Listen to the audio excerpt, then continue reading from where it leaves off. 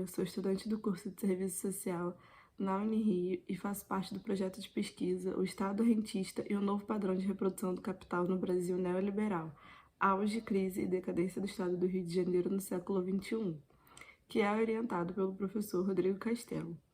Na jornada da iniciação científica desse ano, eu vou apresentar o trabalho A Superexploração da Força de Trabalho e a Reestruturação Produtiva no Sul Fluminense, que tem o objetivo de fazer uma análise das condições de vida e de trabalho dos operários do setor metalúrgico e automotivo na região sul do estado do Rio de Janeiro, buscando identificar os principais fatores que se desencadearam após a reestruturação produtiva na década de 1970. Para isso, a gente realizou uma análise das expressões econômicas e sociais geradas pelo desenvolvimento da região do Médio Paraíba a partir da vinda dessas montadoras estrangeiras. Utilizamos como base os acervos categoriais da teoria marxista da dependência, em especial a de superexploração da força de trabalho e os padrões de reprodução do capital. As análises acerca das condições de vida e de trabalho da classe trabalhadora no sul fluminense, elas demandam inicialmente a compreensão do processo de formação econômico da América Latina. Esse continente ele foi inserido na economia global como exportador de produtos primários e importador dos produtos industrializados dos países centrais. Isso quer dizer que os países latino-americanos não tinham nenhum poder de interferência nos preços do mercado mundial, se tratando de uma troca desigual, gerando um saldo negativo nas balanças econômicas da burguesia latino-americana. A compensação desse saldo negativo acontece através da superexploração da força de trabalho. Isso quer dizer que a burguesia latino-americana aceita a relação de dominância, mas se apropria do fundo de vida e de consumo da classe trabalhadora como forma de contrabalançar esse saldo negativo. Matias Lúcio ele nos apresenta as 3 leis do capitalismo dependente: a transferência de valor como intercâmbio desigual, a superexploração da força de trabalho e a cisão no ciclo do capital, que opera de forma a sempre privilegiar os países centrais e acaba ditando como que vai acontecer a reprodução do capital nos países dependentes. A categoria de reprodução do capital, proposta por Jaime Osório, além de auxiliar na compreensão dialética entre o centro e a periferia na conformação do capitalismo brasileiro, nos permite identificar um dos maiores testemunhos desse processo, que são os ciclos econômicos baseados na exportação de produtos primários e com preços controlados pelo mercado mundial. Ao longo da história da América Latina, Jaime Osório identificou a existência de 3 padrões de reprodução do capital. O primeiro deles é o padrão agromineiro exportador. Nesse momento, a principal forma de inserção da economia brasileira no mercado mundial era a exportação de café. E o Rio de Janeiro, que era a capital do império, se tornou o maior exportador de café do mundo através da exploração da força de trabalho negra escravizada. No segundo padrão, que é o padrão industrial, o setor metalúrgico começa a ganhar um pouco de destaque na economia brasileira, mas a gente vai falar sobre isso um pouquinho mais adiante. E o terceiro padrão, que é o padrão de exportador de especialização produtiva, que se consolidou no Brasil no final dos anos 90.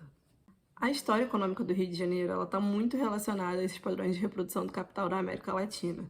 Como eu falei anteriormente, no padrão industrial, o setor metalúrgico ele ganhou um destaque na economia brasileira. E a Companhia Siderúrgica Nacional ela chegou ao sul do estado do Rio de Janeiro, marcando o amadurecimento industrial do estado, em meados de 1940. A cidade escolhida para receber o investimento foi a cidade de Volta Redonda, que cresceu ao redor e subordinada economicamente à Companhia Siderúrgica Nacional, sendo a CSN o principal gerador de rendas e empregos na região. Já na década de 1970, a partir da crise estrutural, o sistema capitalista mundial ele passa por grandes alterações que provocam mudanças no padrão de acumulação. O modelo de organização de produção industrial, que era apresentado como alternativa ao Fordismo, ele se propõe a reduzir os custos com a força de trabalho e, por isso, exige uma maior exploração dos trabalhadores. Nesse padrão de acumulação, ocorre a legitimação do trabalho terceirizado, e a propagação de um ideal de corporativismo que, na verdade, mascaram a desregulamentação, a informalidade, a subcontratação, em resumo, mascaram a precarização estrutural do trabalho. Ricardo Antunes ele nos explica que a flexibilização produtiva, as desregulamentações, as novas formas de gestão do capital, o aumento das terceirizações e da informalidade acabaram por desenhar uma nova fase do capitalismo no Brasil.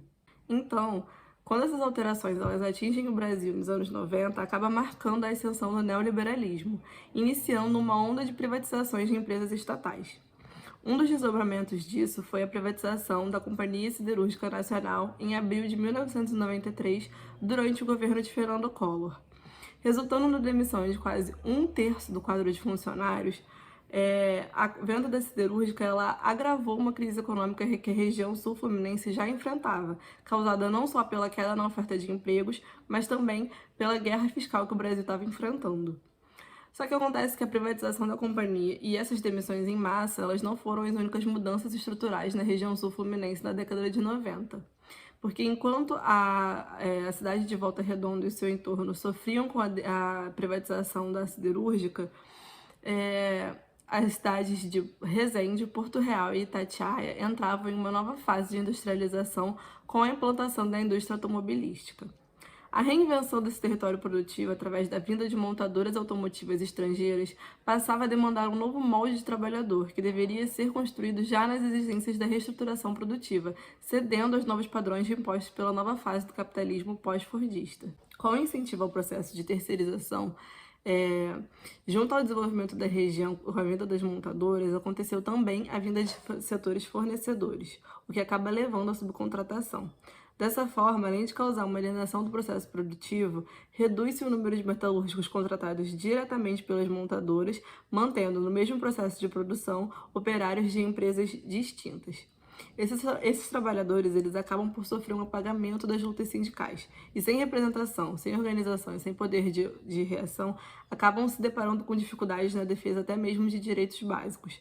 A gente pode observar um exemplo dessas dificuldades enfrentadas por esses metalúrgicos através da remuneração da força de trabalho.